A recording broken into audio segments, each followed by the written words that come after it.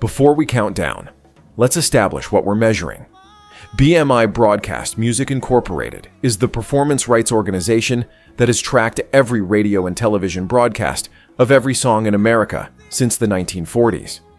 When a song hits 1 million broadcast BM, I calls it a million air. That means 1 million times that song played on a monitored station. 1 million times someone somewhere pressed play on a switchboard. At 3 minutes per song, 1 million broadcasts equals nearly 6 years of back-to-back continuous airplay. Most songs never get there. The songs on this list didn't just get there, they lapped it.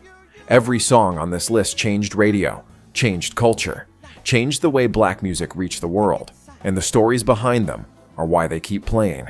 With brutality, talk to me, talk to me, talk to me. Number 15, Al Green, Let's Stay Together, 1971. He recorded it in one take. Al Green, the pastor, the soul legend, the man with a voice so warm, it felt like being wrapped in something holy, walked into High Records studio in Memphis, Tennessee in late 1971 and did something nobody expected. He told producer Willie Mitchell he wanted to try something different. Not the sweeping dramatic soul he was known for, something spare, just a groove. But you never. Just a question. Whether times are good or bad, happy or sad, why would you ever want to let that go? Mitchell ran the tape. Green sang. One take. Done. Let's Stay Together hit number 1 on the Billboard Hot 100 in February 1972.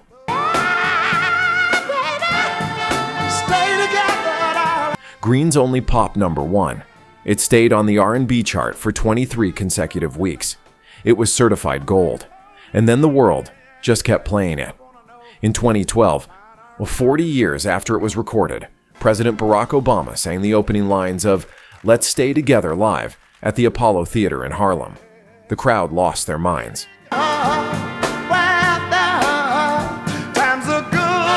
The clip went viral worldwide, and Let's Stay Together recharted on the Billboard Hot 140 years after it was first released.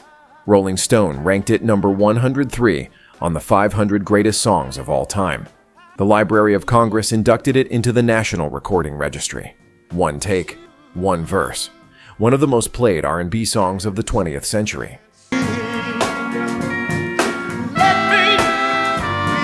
Number 14, Smokey Robinson and the Miracles, The Tears of a Clown, 1967/1970. It sat unreleased for 3 years, not because it wasn't good enough.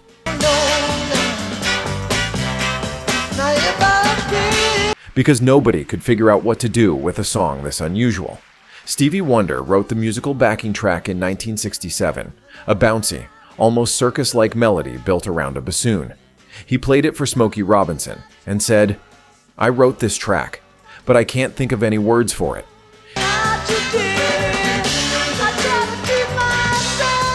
Can you write something?" Robinson listened, heard the carnival feel, and wrote about the loneliest person at the carnival, the clown, the performer who makes everyone laugh and goes home to cry alone. It was one of the most personal things Robinson had ever written, and for 3 full years, Motown sat on it. Then in 1970, a Motown executive in the UK was looking for material to release as a single for the British market. He found The Tears of a Clown buried in a vault, released it. It went straight to number 1 in the UK. Berry Gordy was stunned.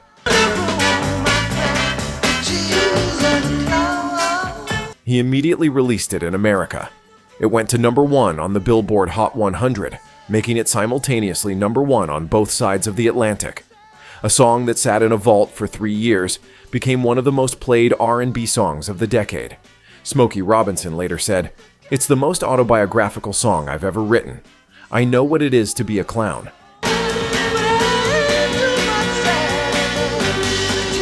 But before we go any further, if nobody ever told you about this channel, think about how close you came to never finding this. Don't let that happen to somebody else, and don't let it happen to you again. Hit subscribe right now Turn on notifications. Because where we're going next in this story, you cannot afford to tap out. Alright, now back to it. Number 13. Curtis Mayfield, Superfly, 1972. The studio executives called it dangerous. The distributors called it unmarketable.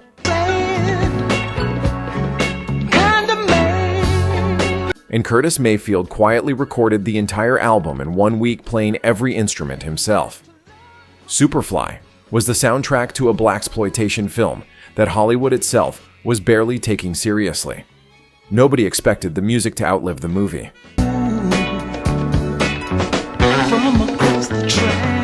Nobody expected it to outlive almost everything else recorded that year. Mayfield built the album entirely around wah-wah guitar, lush orchestral strings, and lyrics that told the truth about ghetto life in a way pop radio had never dared go before. The title track, a slow, swirling, hypnotic masterpiece, hit the top 10 on both the R&B and pop charts. But more importantly, the album hit number 1, outselling the film it was written for. Variety magazine called it one of the greatest commercial and artistic surprises of 1972. Time proved everyone right. Superfly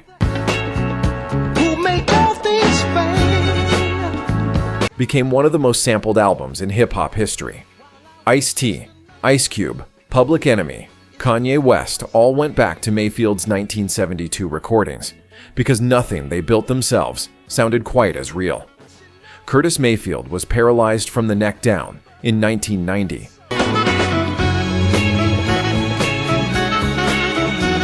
When a lighting rig collapsed on him at an outdoor concert, he lost the ability to play guitar, but he recorded one final album, New World Order, lying on his back, recording one line at a time between breaths. He said of Superfly, "The music was already there in people's lives. I just wrote the words they didn't have yet."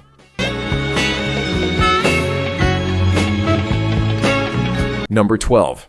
Stevie Wonder, Superstition, 1972. Jeff Beck asked for it first. In 1972, British rock guitarist Jeff Beck visited Stevie Wonder's studio.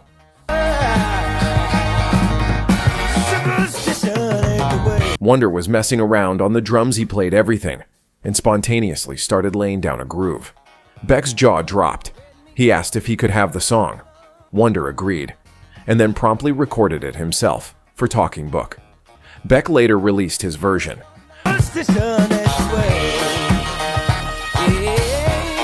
But Wonder's came out first in October 1972, and it changed everything.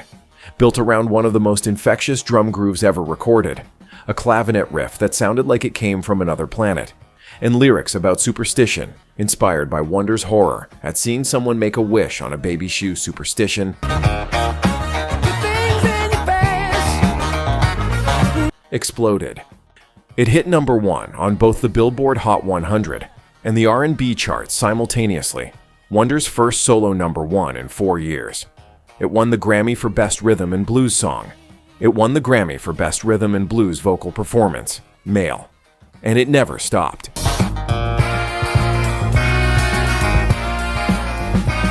Superstition is one of the most recognized opening drum beats in music history.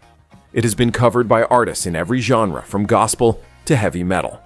It powered commercials, film scores, and television shows for 5 decades straight. Jeff Beck later said graciously, "Stevie's version was better than mine would have been anyway." Very superstitious. Number 11. Sam Cooke, A Change Is Gonna Come, 1964. He was afraid to release it. Sam Cooke wrote A Change Is Gonna Come in late 1963.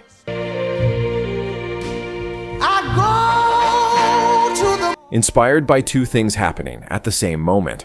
One was hearing Bob Dylan's Blowin' in the Wind and feeling a sharp embarrassment that a white folk singer was speaking to Black American pain more directly than he was. The other was an incident in October 1963.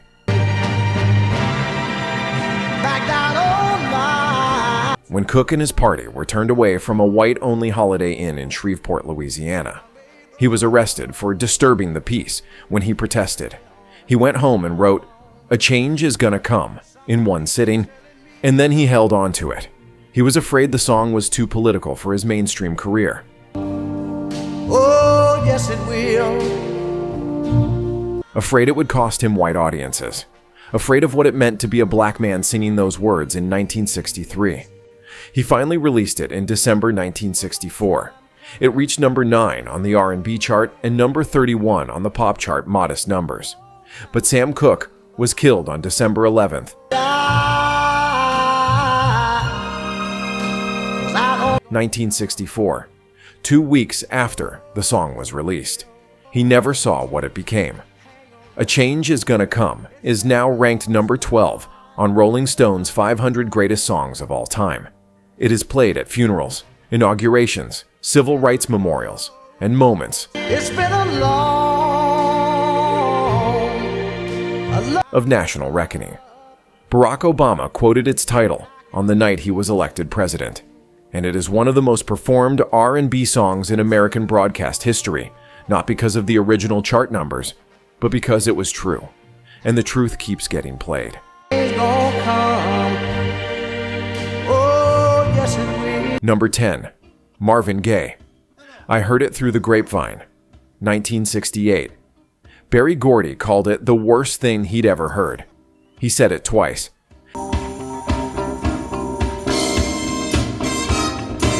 Then it became Motown's biggest selling single of the decade.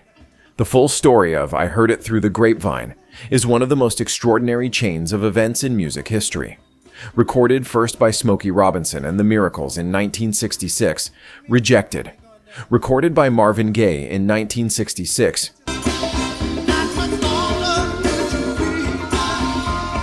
Rejected again. Given to Gladys Knight and the Pips in 1967, their version hit number 2 on the pop chart and number 1 on R&B. Still, producer Norman Whitfield believed Marvin's version was the definitive one.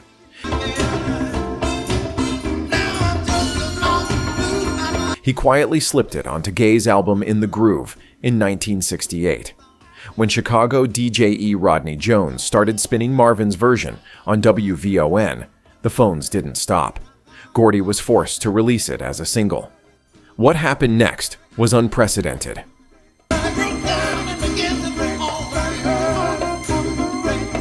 I Heard It Through the Grapevine shot to number 1 on the Billboard Hot 100 and stayed there for 7 consecutive weeks, making it the longest-running number 1 R&B crossover hit of 1968. It sold 4 million copies, becoming Motown's best-selling single up to that point in history.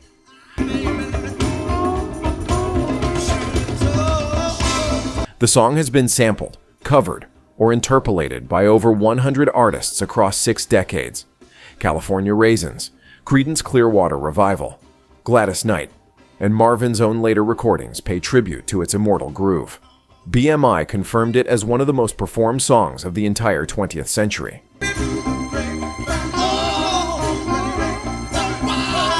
And Berry Gordy, the man who rejected it twice and called it the worst thing he'd ever heard, later admitted publicly it was probably the greatest piece of work that Motown has ever put out.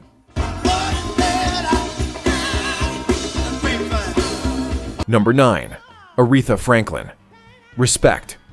1967. Rolling Stone ranked it the number 1 greatest song of all time in 2021 and 2024. Let that sit for a moment. You guys know that I really don't. Not number 1 R&B song, not number 1 soul song, the number 1 greatest song ever recorded across every genre in human history. And the story behind it starts with Otis Redding, not Aretha. Otis wrote Respect in 1965 as the plea of a working man. All I'm asking is for a little respect when I come home. His version hit number 35 on the pop chart. Modest, forgotten by most. Then Aretha heard it. She was sitting at her piano with her sister Carolyn. She said,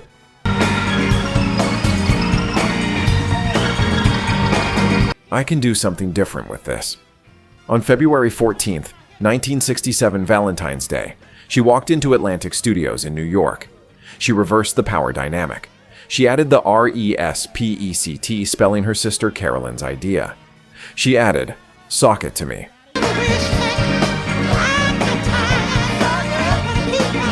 She turned a man's quiet request into a woman's demand, into an anthem, into a sermon. The session's producer, Arif Martin, said afterward, "I have been in many studios in my life, but there was never a day like that. It was like a festival. Everything worked just right. Respect." Hit number 1 on both the R&B and pop charts, won 2 Grammys, became the anthem of the civil rights movement, the anthem of the women's movement, the anthem of anyone who had ever been made to feel small. Otis Redding heard it and said, "That girl took my song from me." Then he listened again and smiled. Ask for a whole lot. All I want the man to do is just... He was 26 years old. He would be dead before the year was over. And Aretha's Respect is the most played R&B song in the history of American broadcasting.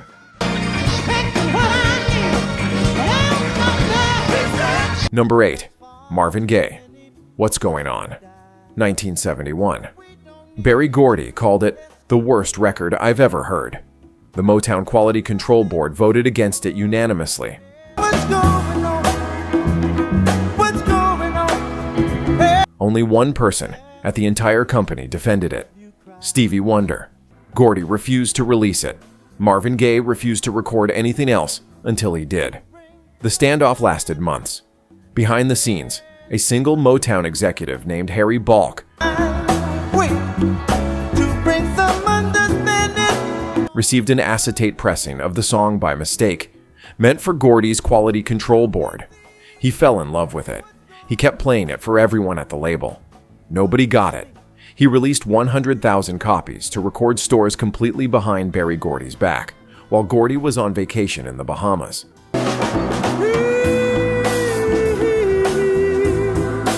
In its first week without any promotional support, it sold over 100,000 copies. Gordy came home from vacation and surrendered. What's Going On hit number 2 on the Billboard Hot 100 and number 1 on the R&B chart for 5 weeks. The album forced out of Marvin in 30 days on a betty with Gordy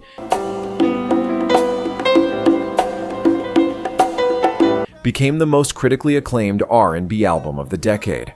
Rolling Stone named it the greatest album of all time in 2020. Berry Gordy has since gone on record saying, "What's Going On was probably the greatest piece of work that Motown has ever put out." The same record he called the worst thing I've ever heard.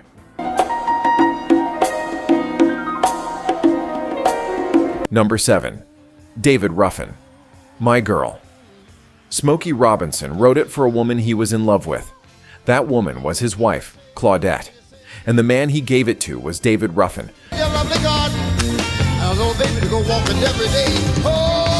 the most powerful voice the Temptations ever had. The story of how My Girl came to exist is remarkably simple.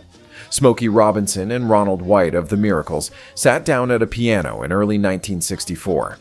Robinson had written My Guy for Mary Wells, a number 1 hit.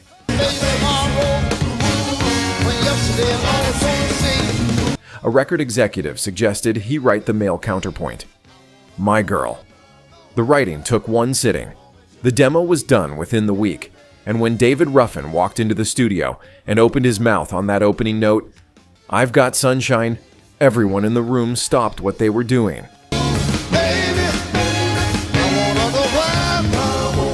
My Girl hit number 1 on the Billboard Hot 100 in February 1965.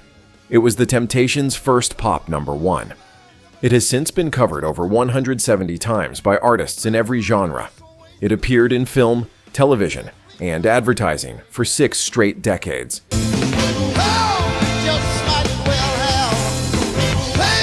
It was inducted into the Grammy Hall of Fame, added to the National Recording Registry by the Library of Congress, and it is one of the most instantly recognized opening guitar notes in the history of recorded music. Paul McCartney later said he considered My Girl one of the most perfectly constructed pop songs he had ever heard.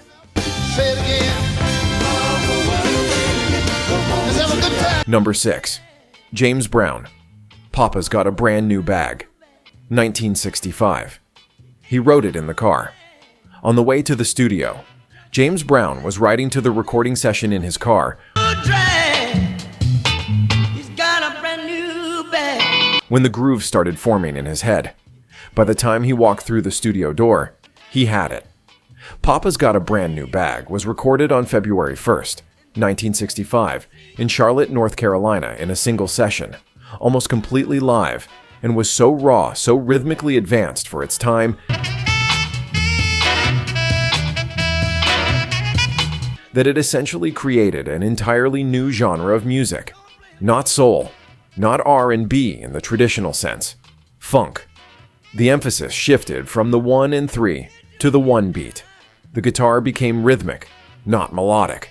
The horns punched instead of soared.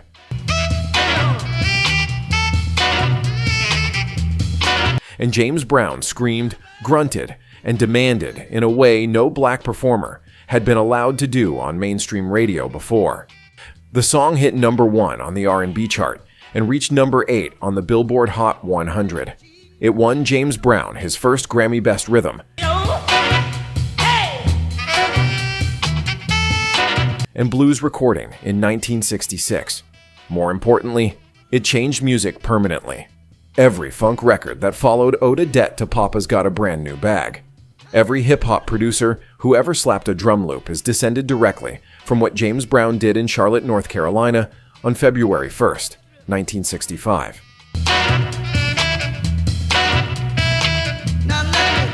Number 5. Stevie Wonder. Signed, sealed, delivered. I'm Yours. 1970. His mother sang backup. At 20 years old, Stevie Wonder was trying to take control of his career. He had been under Motown's thumb since he was 11. They controlled everything: his money, his music, his image. In 1970, he walked into the studio and produced a record himself for the first time in his career. He wrote Signed, Sealed, delivered I'm Yours, with Hank Cosby, Sarita Wright, the woman he would marry that year, and Lee Garrett. And then he called his mother, Lula Mae Hardaway, who had raised Stevie alone after his father left, who had driven him to his early Motown sessions,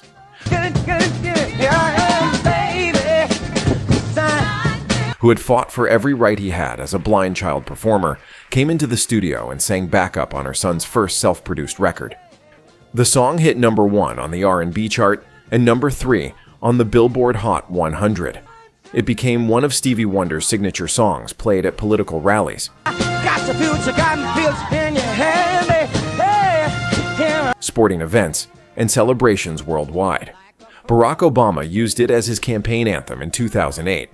Every time it played at an Obama rally, a 20-year-old's first self-produced record, it sounded exactly like what it was: a declaration, a signature, a seal.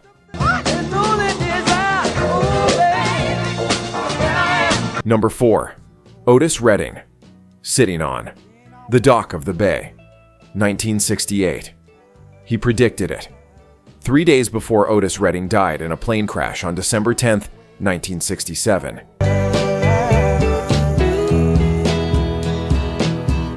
He was in Stax Studios in Memphis finishing this song. He had started writing it months earlier, sitting on a houseboat in Sausalito, California, watching ships roll in and out of the San Francisco Bay.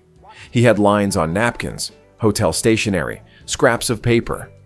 On December 7th, he called his collaborator Steve Cropper, and they finished it in half an hour. When the playback finished, Otis Redding looked at everyone in the studio and said, "Gentlemen, this is my first number 1 record." Not his team's first number 1. Not a Stax Records first. His first.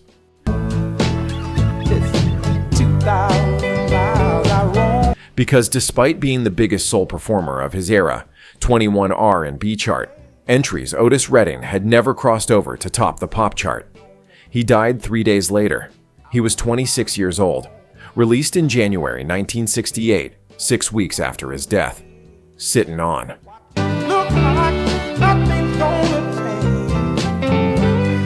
The Dock of the Bay hit number 1 on the Billboard Hot 100. It stayed there for 4 weeks. It became the first posthumous number 1 single in American chart history.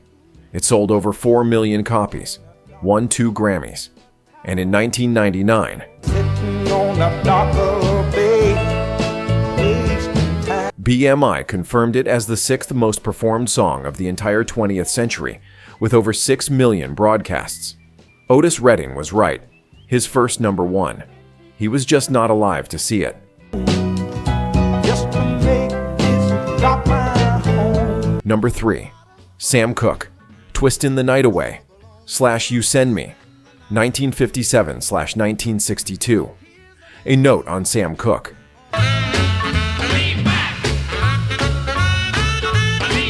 Because any honest accounting of the most played R&B songs in history must reckon with the fact that Sam Cooke didn't just have one entry on this list. He had a catalog. You Send Me, in 1957, his debut secular single hit number 1 on both the pop Wanna see him go twisting the night away. and R&B charts simultaneously. Every major music publication called it a phenomenon. He held both charts at once for 6 weeks, while simultaneously charting with a gospel single under his real name on the gospel charts. He was charting in 3 genres, with 3 different names at the same time. At 22 years old. Twistin' the Night Away. Feeling great, they're twisting. In 1962, number 1 on the R&B chart, number 9 pop. Another Saturday Night in 1963, number 1 pop. Bring It On Home to Me, a perennial standard. Chain Gang, a social commentary wrapped in a catchy melody.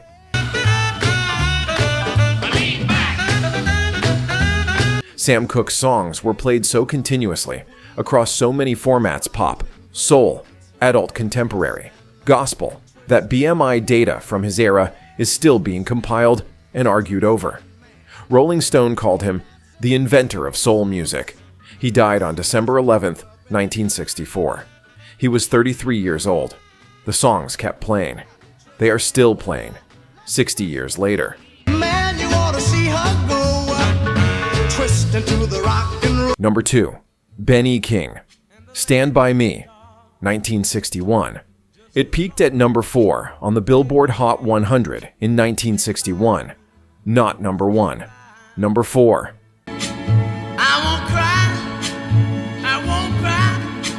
Somehow, it became the 4th most played song of the entire 20th century. Here is how. Ben E. King wrote Stand By Me in 20 minutes, inspired by a gospel hymn called Lord Stand By Me by Reverend Charles Tindley, written in 1905.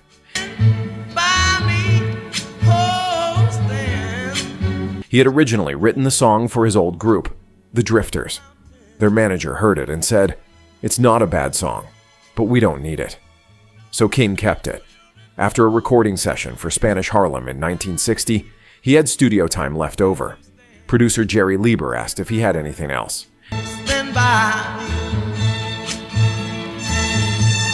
King played Stand By Me on the piano. In minutes, the studio musicians were called back in. The bass line developed by co-producer Mike Stoller became one of the most recognizable 4-note sequences in history. The song was released in 1961, hit number 1 on the R&B chart.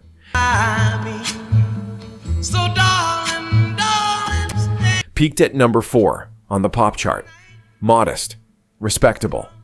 Then something extraordinary happened. The song never stopped being played. Not in the 1960s, not in the 1970s, not in the 1980s when John Lennon covered it and took it to number 20.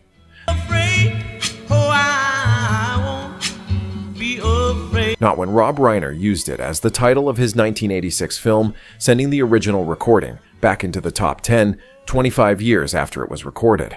Not when it hit number 1 in the UK in 1987 due to a Levi's jeans commercial.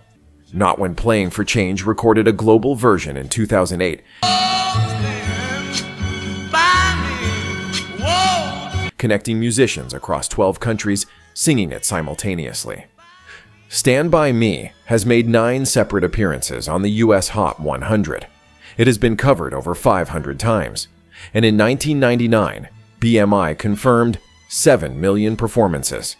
The fourth most played song in all of 20th century radio and television history. Not bad for a song a record manager called Not Bad, but we don't need it.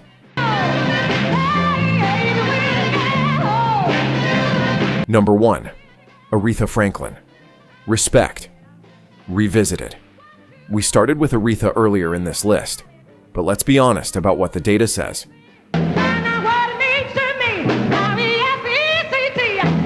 Respect is not just the most played R&B song of the 1960s and 1970s.